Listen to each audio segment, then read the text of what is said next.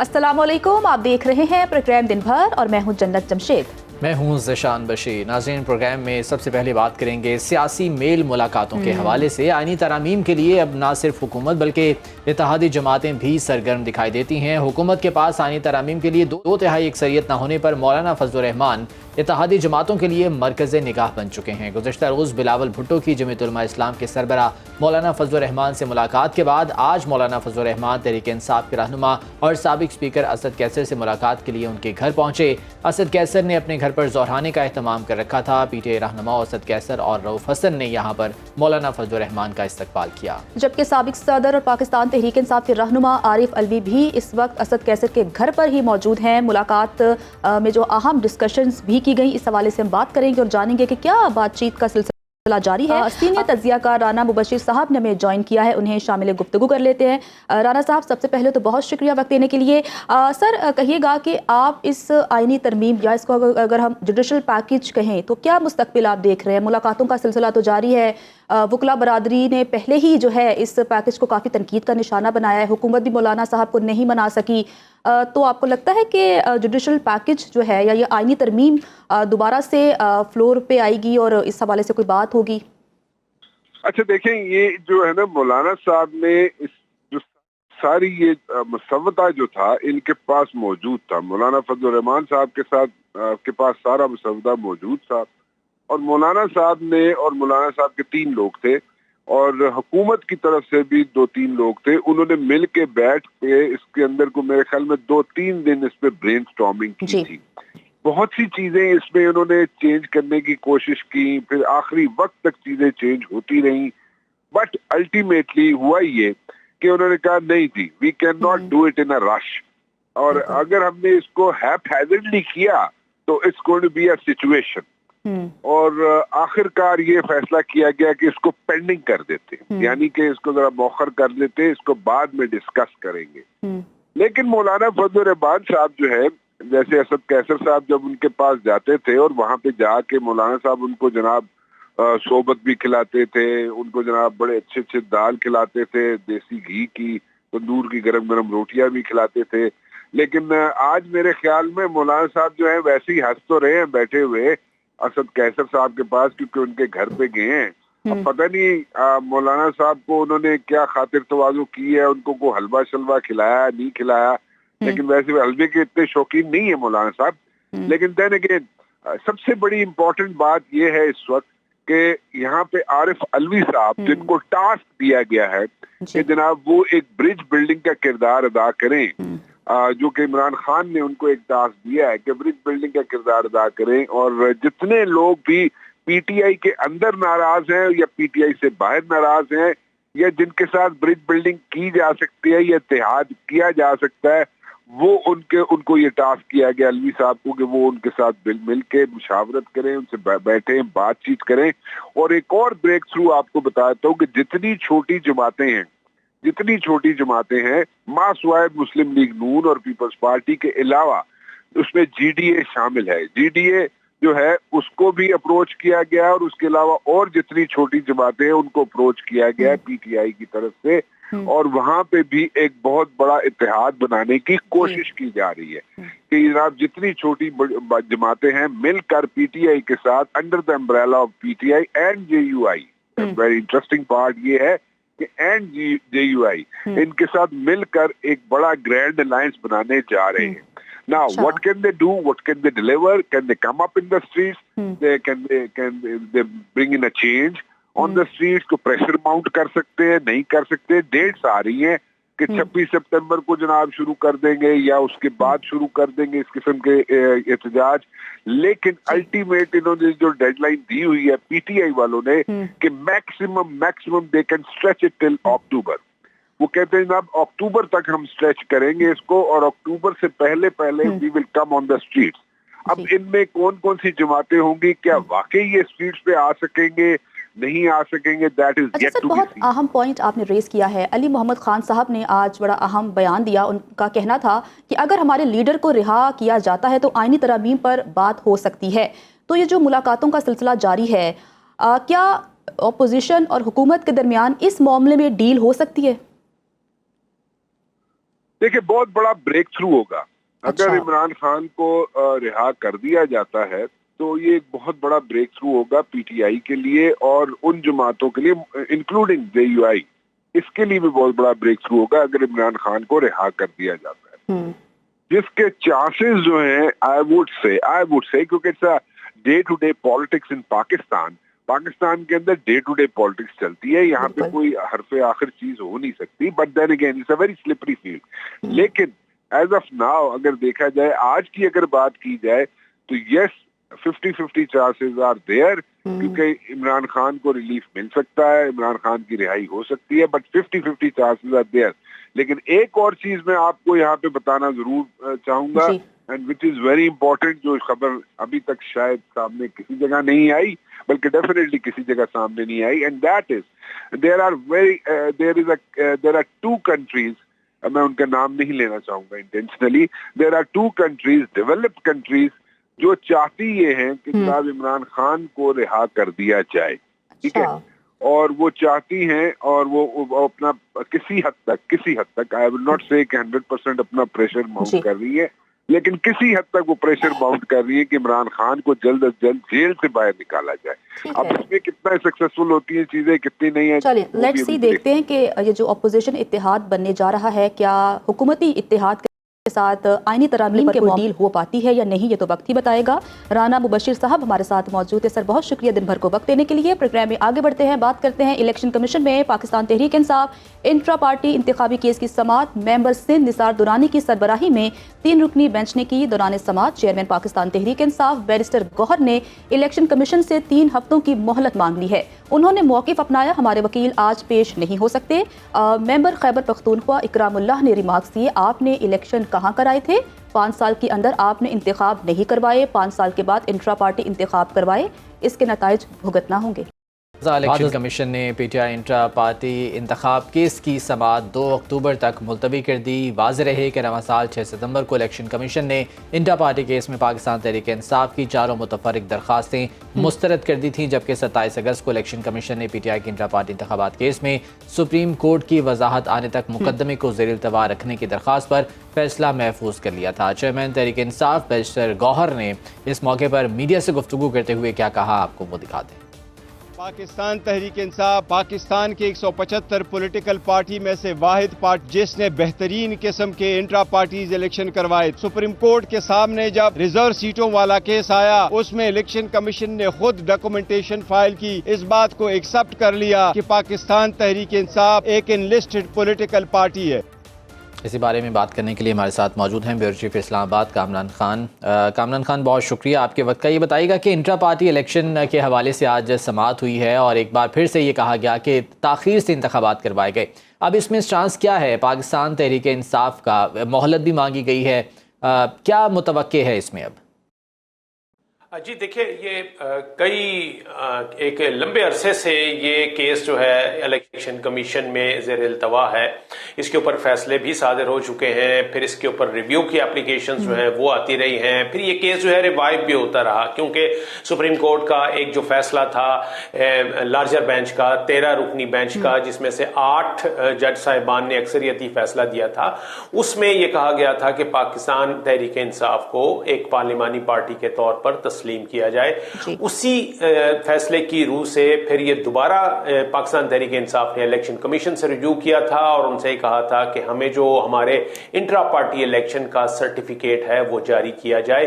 لیکن آج حیرت انگیز طور پر جو بیرسٹر گوہر خان جو کہ پاکستان تحریک انصاف کی نمائندگی کر رہے تھے اور اس وقت وہ چیئرمین ہیں، انہوں نے آج مہلت مانگی ہے بجائے کہ وہ فیصلے کے لیے کہتے، کیونکہ ان کا یہ کہنا ہے کہ ہم نے تمام اپنا کیس جو ہے وہ الیکشن کمیشن کے سامنے رکھا ہوا ہے. تو ہونا یہ چاہیے تھا کہ آج وہ کہتے کہ جی ہمیں فیصلے کا انتظار ہے، آپ فیصلہ کیجئے اور ہمارے حق میں فیصلہ دے کہ ہمیں انٹرا پارٹی الیکشن کا سرٹیفکیٹ جو ہے وہ جاری کریں. لیکن انہوں نے حیرت انگیز طور پر آج 3 ہفتے کی مہلت مانگی اور ان کا یہ کہنا تھا کہ ہم نے دستاویزات جمع کروانی ہیں. اصل میں بیرسٹر گوہر خان جو ہیں وہ چاہتے یہ ہیں کہ انہیں معلوم ہے کہ سپریم کورٹ سے چونکہ ان کے حق میں فیصلہ आया हुआ है, उसकी इम्प्लीमेंटेशन के लिए सुप्रीम कोर्ट ने इलेक्शन कमीशन के हवाले से एक वजाती बयान भी जारी किया है। तो वो ये अब चाहते हैं कि ये मामला जो है सुप्रीम कोर्ट के थ्रू ही हल हो, क्योंकि इलेक्शन कमीशन से वो समझ रहे हैं कि जी शायद अभी तक ना तो उनके हक में जो फैसला आया हुआ है अदालती फैसला, ना तो उसके ऊपर इलेक्शन कमीशन से अमल होगा और ना ही शायद उनको इंट्रा पार्टी इलेक्शन का जो सर्टिफिकेट है वो मिल सके। तो इसलिए उन्होंने, चूंकि ये इसके ऊपर अभी सुप्रीम कोर्ट में इसका रिव्यू भी आना है, इसके अलावा इसके ऊपर सुप्रीम कोर्ट में कुछ दरखास्तें जो हैं वो भी गई हुई हैं, तो बैरिस्टर गौहर खान ने वजाहत एक आई थी सुप्रीम कोर्ट की जानिब से मखसूस नशिस्तों वाले फैसले पर, और ये इंट्रा पार्टी का ये जो केस है, ये दोनों चीज़ें इंटरलिंक हैं। अगर इंट्रा पार्टी का फैसला होगा तो उसके बाद ही फिर मखसूस नशिस्तों के हवाले से फैसला होगा। जी बिल्कुल, आपने सही वजाहत की है कि ये दोनों मामला जो हैं इंटरलिंक्ड हैं और मखसूस नशिस्तों से मुतालिक हैं, क्योंकि मैंने बताया कि जो एक 13 रुकनी लार्जर बेंच का जो जिसमें अक्सरियती फैसला है 8 जज साहिबान का, उन्होंने अपने फैसले में ये लिखा है, इलेक्शन कमीशन को बाकायदा डायरेक्शन जारी की है कि इनको पार्लिमानी जमात के तौर पर तस्लीम किया जाए। तो पार्लिमानी जमात के तस्लीम करने के लिए जरूरी है कि उनको एक वैलिड पॉलिटिकल पार्टी के तौर पर तस्लीम किया जाए। उस लिहाज से ये उस वक्त तक नहीं हो सकता जब तक इलेक्शन कमीशन जो है उनको इंट्रा पार्टी इलेक्शन का सर्टिफिकेट न जारी करे। तो ये एक बुनियादी जरूरत है। वक्त हमारे पास कम है, बहुत शुक्रिया आप हमारे साथ मौजूद थे और इस बारे में जो है आगाह कर रहे थे। ये बहुत अहम मामला है इंट्रा पार्टी इलेक्शन के हवाले से, और जो सुप्रीम कोर्ट की जानिब से वजाहत आई थी, पहले ये इंट्रा पार्टी इलेक्शन पार्टी को तस्लीम किए जाने के बाद ही मखसूस नशिस्तों के फैसले पर अमल दरामद हो पाएगा। अब देखना होगा कि ये मामला जो है वो किस तरह से इलेक्शन कमीशन आगे लेकर चलता है। बिल्कुल ऐसा ही है। कामरान खान हमारे साथ मौजूद हैं, उनसे हम फिर से बात करते हैं इस मामले को लेकर। अच्छा कामरान, कहिएगा कि अगर हम पाकिस्तान तहरीक इंसाफ की जमात से हटकर JUI की बात करें तो उनके भी कुछ मामला चल रहे हैं इलेक्शन कमीशन में, वो क्या है? जी बिल्कुल, जमीयतुल उलमा इस्लाम फजलुर रहमान जो पार्टी है उनका भी यही इंट्रा पार्टी इलेक्शन का मामला है, क्योंकि उन्होंने भी इंट्रा पार्टी इलेक्शन जो है वो नहीं करवाए थे और इलेक्शन से पहले उनको भी इंट्रा पार्टी सर्टिफिकेट जो है वो जारी नहीं किया गया था। लेकिन ये दोनों केसेस चल रहे थे, लेकिन इसके बावजूद जो इनको इंट्रा पार्टी इलेक्शन ना कराने के बावजूद जमीयतुल उलमा इस्लाम फजलुर रहमान को जो इंतखाबी निशान है वो उनको के ऊपर इलेक्शन लड़ने की इजाजत दी गई। और ये जो 8 फरवरी का इलेक्शन था, इसमें जमीयतुल उलमा इस्लाम फजलुर रहमान ने अपने इंतखाबी निशान यानी किताब के ऊपर ही इन्होंने इलेक्शन जो है वो लड़ा था। तो ये एक ऐसी डिस्पैरिटी थी जो कि इन दोनों केसेस में हमें सामने नजर आ रही थी कि एक पार्टी को इंट्रा पार्टी इलेक्शन जिसने नहीं करवाए, 2 जमातों ने इंट्रा पार्टी इलेक्शन नहीं करवाए थे, दोनों के केसेस जो थे वो इलेक्शन कमीशन में मौजूद थे, लेकिन एक जमात को इलेक्शन लड़ने की अपने ही इंतखाबी निशान पर इजाजत दे दी गई, जबकि दूसरी पार्टी को इजाजत नहीं दी गई थी। तो ये वाला मामला जो है वो इस वक्त भी इसी आइडेंटिकल केस है। आज भी जमीयतुल उलमा इस्लाम फजलुर रहमान के जो वकील थे उन्होंने भी वक्त मांगा था, उनकी तरफ से एक दरखास्त आई थी कि वो एडजर्नमेंट की दरखास्त उन्होंने मांगी थी कि उन्हें भी तैयारी के लिए वक्त दिया जाए, तो उनको भी जो है ये वक्त दे दिया गया है। और अब 2 अक्टूबर के लिए ये मामला दोनों सियासी जमातों के जो मामला थे अगर हम पाकिस्तान तहरीक इंसाफ की बात करें तो वो इलेक्शन कमीशन के किरदार पर पहले दिन से जो है वो तनकीद कर रही है। कामरान खान हमारे साथ मौजूद थे, और या कामरान आपका बहुत शुक्रिया। दिन भर प्रोग्राम में आगे बढ़ते हैं और पाकिस्तान तहरीक इंसाफ के हवाले से खबर है उस पर बात कर लेते हैं कि पाकिस्तान तहरीक इंसाफ के social media head Jibran Ilyas के रियासत मुखालिफ बयानिए का इंकशाफ हुआ है। Social media head Jibran Ilyas के पाकिस्तान तहरीक इंसाफ के रहनुमा रऊफ हसन के साथ होशरुबा व्हाट्सएप पैगामात ने साजिश का पोल खोल कर रख दिया। सानहा 9 मई के 1 साल मुकम्मल होने पर प्रोपेगेंडा फैलाने के लिए जिब्रान इलियास ने रऊफ हसन को व्हाट्सएप पर हिदायत दी। रवा साल 1 मई को जिब्रान ने रऊफ हसन को टीवी चैनल्स के स्क्रीन शॉट्स भेजे जिसमें जस्टिस अतहर मिनल्ला और जस्टिस काजी फैज ईसा के 9 मई के हवाले से रिमार्क्स भी शेयर किए गए थे। जिब्रान इलियास ने रऊफ हसन को सोशल मीडिया पर चलाए गए ट्रेंड्स मुदाखलत होती है और मई 9 फॉल्स फ्लैग ऑपरेशन भी शेयर किया। जिब्रान इलियास ने रऊफ हसन को प्रोपेगेंडे के लिए 9 मई से मुतालिक फितना फैलाने वाली वीडियोज़ और हैशटैग्स भी इरसाल किए। सियासी तजज़िया निगारों के मुताबिक मज़कूरा बाला तमाम व्हाट्सएप पैगाम یہ ہے کہ پی ٹی آئی کے سوشل میڈیا پر جبران الیاس کی مکمل گرفت ہے، جو کہ اس وقت غیر ملکی سرزمین پر بیٹھا ہے۔ جبران الیاس کے پس پردہ بھارتی اور صہیونی لابیز ہیں اور انہی کی ہدایات پر پالیسی کے مطابق یہ شخص سوشل میڈیا کو چلا رہا ہے۔ اسی بارے میں بات کریں کہ ہمارے ساتھ موجود ہیں بریگیڈیئر ریٹائرڈ مسعود خان صاحب اور بریگیڈیئر ریٹائرڈ وقار خان صاحب نے بھی ہمیں جوائن کیا ہے، ان سے بھی اس حوالے سے بات کریں گے۔ سب سے پہلے بات کرتے ہیں بریگیڈیئر ریٹائرڈ مسعود خان صاحب سے۔ سر کہیے گا کہ ہم لوگ پہلے دن سے دیکھ رہے ہیں کہ کس طرح سے پاکستان تحریک انصاف سوشل میڈیا کو استعمال کر رہے ہیں پروپیگنڈا کے لیے، اور ابھی تو تمام تر شواہد بھی سامنے آ چکے ہیں، کیا کہیں گے آپ؟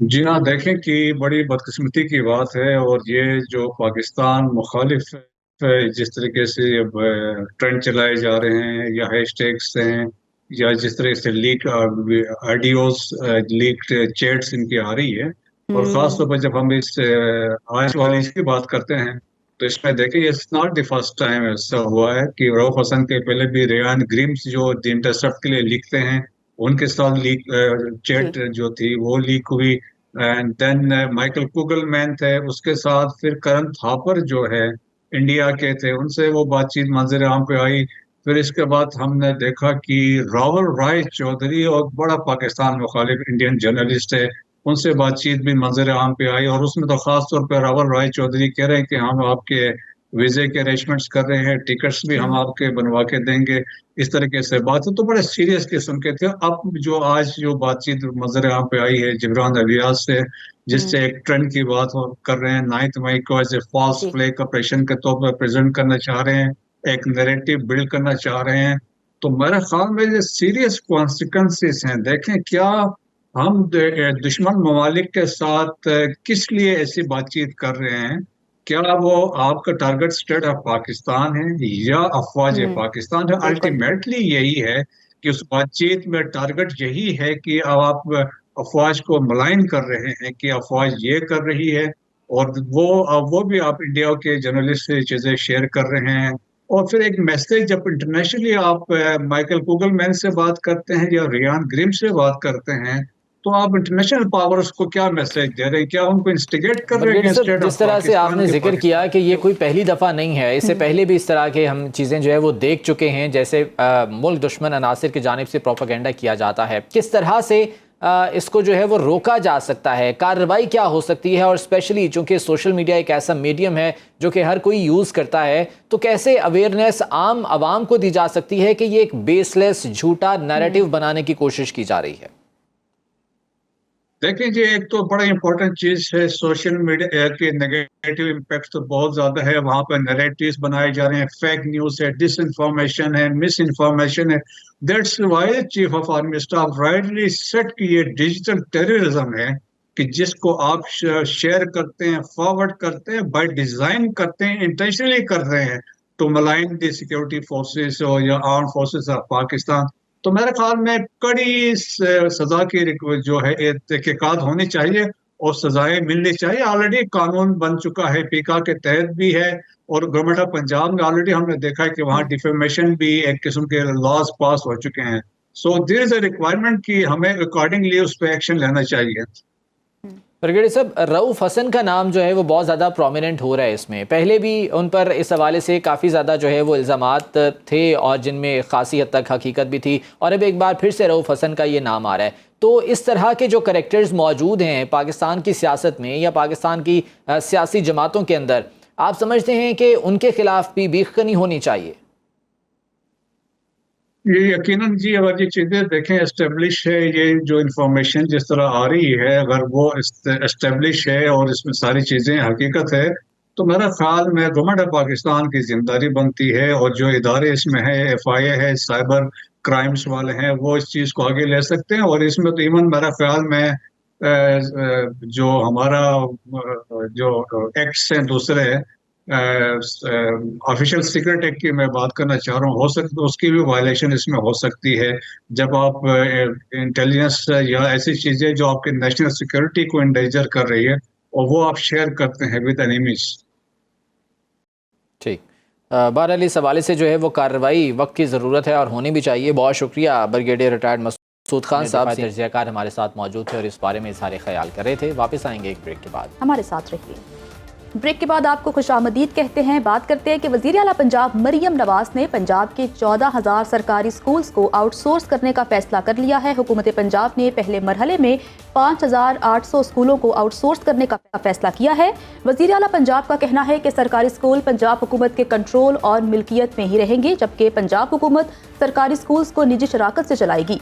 मरियम नवाज ने पाकिस्तान तहरीक इंसाफ की हुकूमत के वज़ीर तालीम को तनकीद का निशाना बनाते हुए कहा कि पंजाब में गुज़श्ता 5 साल करप्शन के सिवा कुछ नहीं हुआ। उन्होंने इस तकरीब पे बाकायदा तौर पर खिताब किया और खिताब करते हुए क्या कहना था, आइए वो सुन लेते हैं।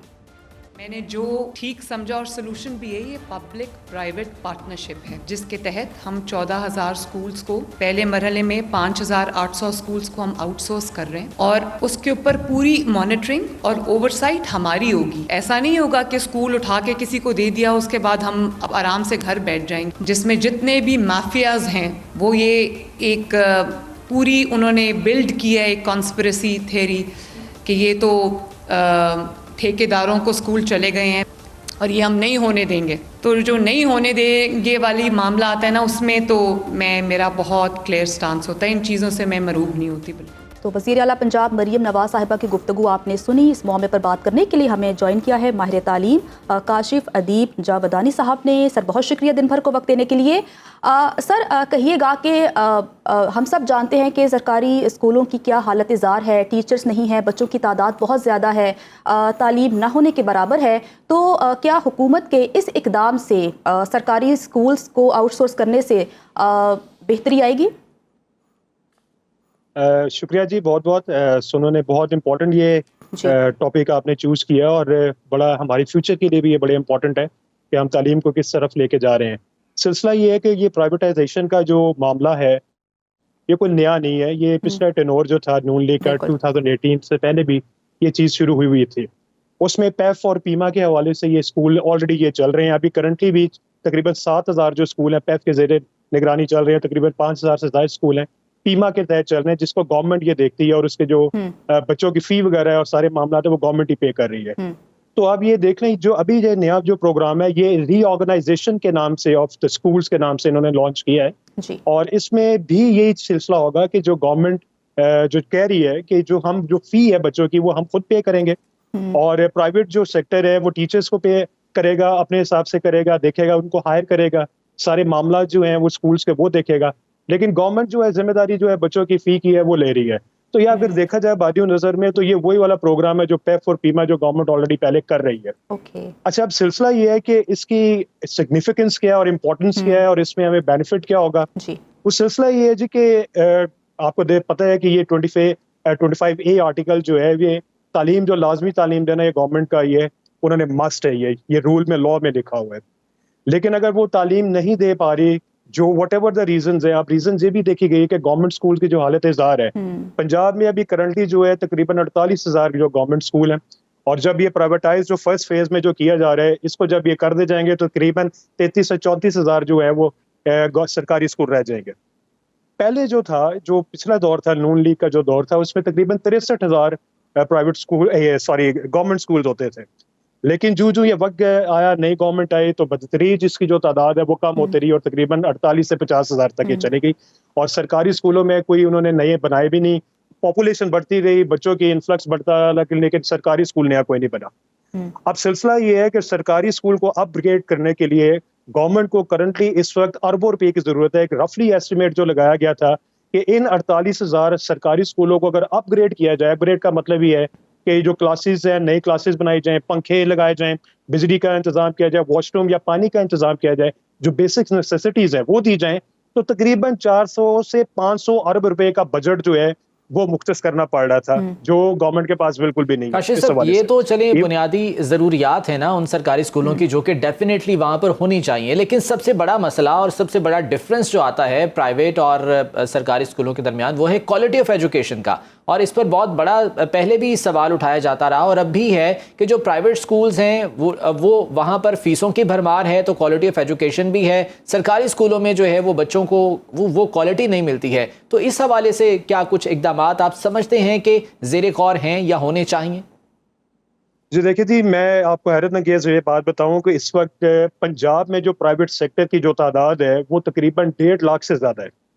اور اس میں 90% وہ اسکول ہے جن کی فیس اسٹرکچر 4,000 سے کم ہے.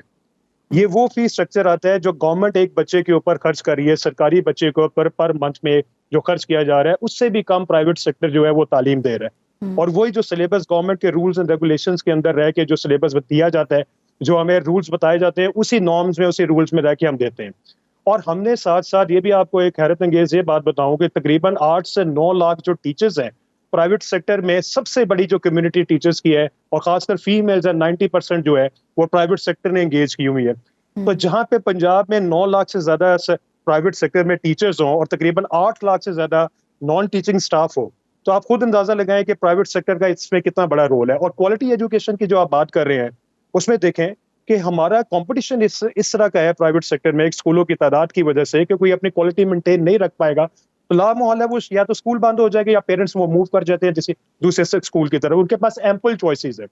گورنمنٹ کو اس چیزوں کا پتہ ہے کہ ہم کم وسائل میں رہ کے بھی اچھی تعلیم دے سکتے ہیں ڈیو ٹو دا کمپٹیشن. اور ایک جو پرائیویٹ سیکٹر کا جو مالک ہوتا ہے اس کو بھی پتا ہوتا ہے کہ اس سے اگر محنت کرے گا تو وہ سروائیو کرے گا. سنگل کریکلم کے حوالے سے بات کی جاتی رہی ہے اور بڑی ایڈوکیسی اس کی ہوئی ہے. وہ سنگل کریکلم نافذ کرنے کی کوشش تو کی گئی لیکن وہ لانگ ٹرم نہیں ہو سکا, اور یہی وجہ ہے غالباً یہ کوالٹی آف ایجوکیشن گرنے کی. اس بارے میں آپ کا کیا خیال ہے؟ دیکھیں, سنگل نیشنل کریکولم ایک چیز اچھی تھی, اس کا انیشیٹو بہت پہلے سے لے لیا گیا تھا, یہ تو مشرف دور سے ہی اس کے اوپر کام ہو رہا تھا.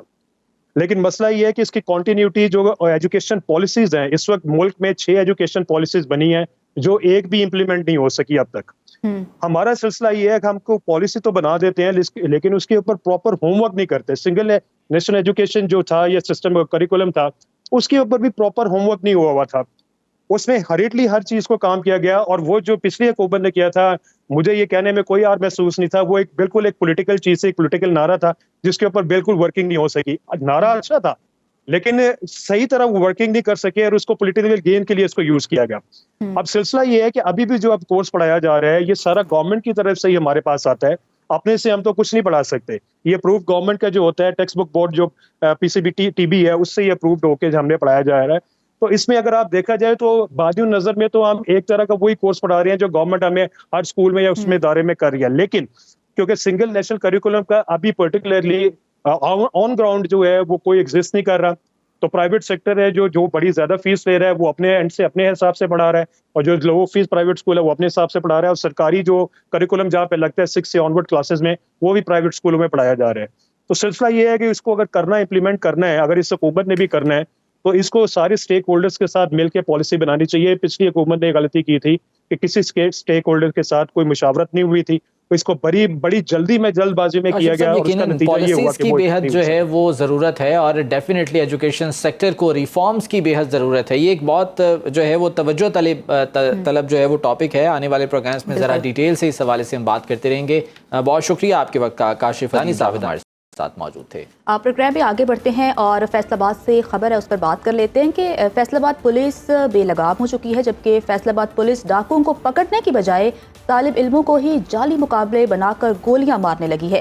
ایلیٹ پولیس نے گزشتہ روز میلاد سے واپس آتے موٹر سائیکل سوار لڑکوں کو گولیاں مار کر پولیس مقابلے کا رنگ دے دیا, جبکہ جعلی پولیس مقابلے میں زخمی ہونے والے دونوں طلباء شدید زخمی ہو گئے ہیں. طالب علموں کے ورثاء کے مطابق دونوں دوست موٹر سائیکل پر آ رہے تھے کہ پولیس نے گاڑی سے ٹکر مار کر طالب علموں کو گولیاں بھی ماری اور پولیس مقابلے کا رنگ دے دیا. دریں اثنا CPO فیصل آباد کامران نادل نے واقعے کا نوٹس لیتے ہوئے ایلیٹ فورس کے 3 اہلکاروں کو معطل کر دیا ہے. اسی بارے میں مزید ہم جان لیتے ہیں. بیورو چیف محمد شہروز عباد ہمارے ساتھ موجود ہیں.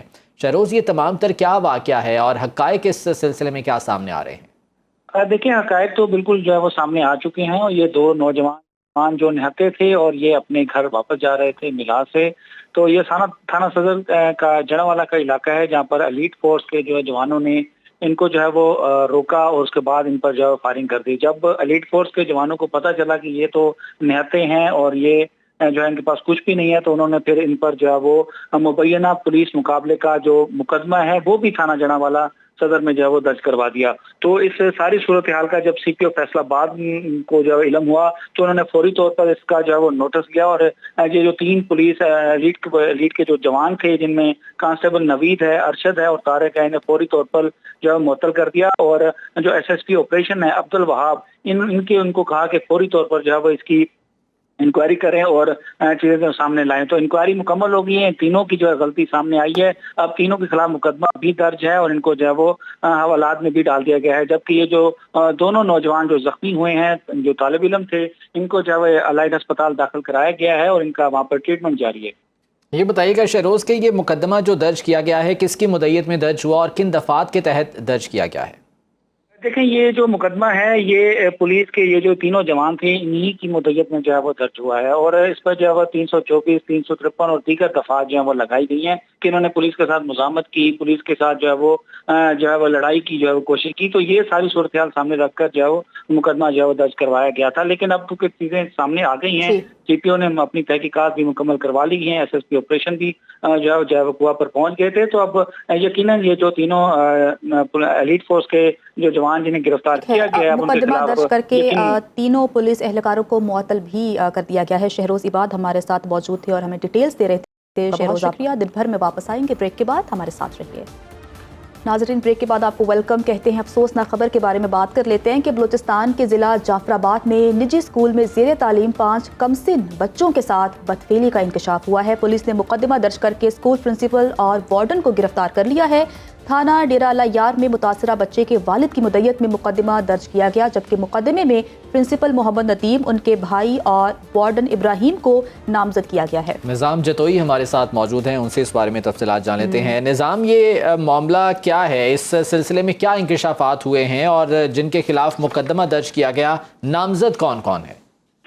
देखिए, ये अफसोसनाक वाक़या क्या गुज़िश्ता रोज जो है डेरा लयार में पेश आया है, जहां पर एक कमसन बच्चा जो अपने वालिद के हमरा डेरा लयार थाना पहुंचा और उसने फरियाद की कि जो स्कूल है निजी, वहां पे वो ज़ेरी तालीम है, वहां पे जो है स्कूल इंतजामिया की जानिब से इस बच्चे के साथ बदफेली की गई है। जिसके बाद पुलिस हरकत में आ गई और पुलिस ने स्कूल पे छापा मारा और वहां से जो दूसरे जो बच्चे थे हॉस्टल में रह रहे थे उनको भी वहां से, तो वहां इंकशाफ हुआ कि स्कूल इंतजामिया ने दिगर 5 बच्चों के साथ जो है मुबैना तौर पर ज्यादती की है। तो इस सिलसिले में इसने मजीद तहकीकात की तो जी स्कूल का प्रिंसिपल और वार्डन और उसका भाई भी जो है वो इसमें मुलविस पाए गए। उनके खिलाफ बच्चे के वालिद की मुद्दत में मुकदमा दर्ज कर लिया गया है। जी अच्छा, निज़ाम बताइएगा कि जैसा कि आपने कहा कि मुकदमा दर्ज हो चुका है, किन दफात के तहत मुकदमा दर्ज हुआ है? जी देखें, इस मुकदमे में जो है दफात शामिल किए गए, बच्चों के साथ बदफैली और हरासमेंट के दफात उसमें लगाए गए हैं। जबकि मुद्दत में जो है ना वो बच्चा है जिसकी उम्र जो है 7 साल बताई जा रही है, उसके वालिद जो है वो इस पे दरख्वास्त गुजार हुए हैं, दौरान नाम है उनका, और वो भी इस वक्त पुलिस थाने में मौजूद है और मुसलसल वो मीडिया और इंतजामिया को अपील कर रहे हैं कि वो कितने अफराद टोटल इस केस में अब तक हिरासत में हैं? जी देखें, इब्तदाई तौर पर पुलिस ने छापा मारकर स्कूल का जो प्रिंसिपल है मोहम्मद नदीम और वार्डन है मोहम्मद इब्राहिम, उनको गिरफ्तार कर लिया है। जबकि वो प्रिंसिपल का भाई है अब्दुल लतीफ, जिसको भी नामजद किया गया है, वो ताहाल फरार है। उसकी गिरफ्तारी के लिए जाफराबाद से पुलिस की जो टीम है वो मुजफ्फरगढ़ रवाना कर दी गई है। एसएसपी जाफराबाद ने बताया है कि आइंदा चंद रोज तक फरार होने वाले इस हवाले से जो है वो मजीद कार्रवाई की जा रही है। निज़ाम जतोई, बहुत शुक्रिया इस बारे से आगाह कर रहे थे। और सियालकोट से आपको खबर देंगे, जहां ज़िला इंतजामिया की फराइज़ में गफलत और लापरवाही के बाद शहरी इलाके गंदगी का ढेर बनने लगे हैं। सीवरेज के गंदे पानी और गंदगी के ढेरों से ताफुन फैलने लगा है, जिसकी वजह से शहरी मुख्तलिफ बीमारियों में मुब्तला हो रहे हैं। शहरियों का इस हवाले से क्या कहना है और अपना एहतजाज किस तरह से वो रिकॉर्ड करवा रहे हैं, हमारे नुमाइंदे नदीम अता गौरी हमारे साथ मौजूद हैं। नदीम, अपडेट कीजिएगा। मैं इस वक्त सियालकोट की मेन शाहराह कमेला रोड के ऊपर मौजूद हूं, जहां पर सीवरेज के नाकस निजाम के बायस लोगों का जीना मुहाल हो चुका है।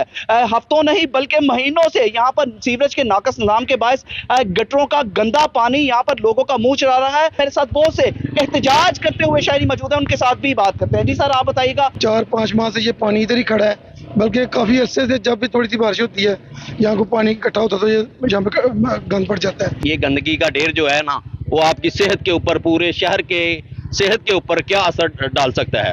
और आपसे पूरे हुकूमत पंजाब से ये अपील है हमारी कि प्लीज खुदारा हमारी आवाज सुने और हमें इसका हल बताएं। हुकूमत पंजाब और वज़ीर आला पंजाब मरियम नवाज साहिबा से यही अपील करते नजर आ रहे हैं कि खुदारा हमारी इस ताफुन ज़दा गंदे पानी से जान छुड़वाई जाए और सफाई के नाकस निज़ाम को बेहतर बनाया जाए। जी सुथरा पंजाब मंसूबे का आगाज़ तो कर दिया गया, लेकिन उसके तहत अब ये मामलात किस तरह से सेटल होंगे और कैसे अवाम की मुश्किलात ख़त्म होगी आने वाले दिनों में, यकीनन इस हवाले से हम बात करते रहेंगे आज के प्रोग्राम से। कल फिर मुलाकात होगी। खुदा हाफिज़।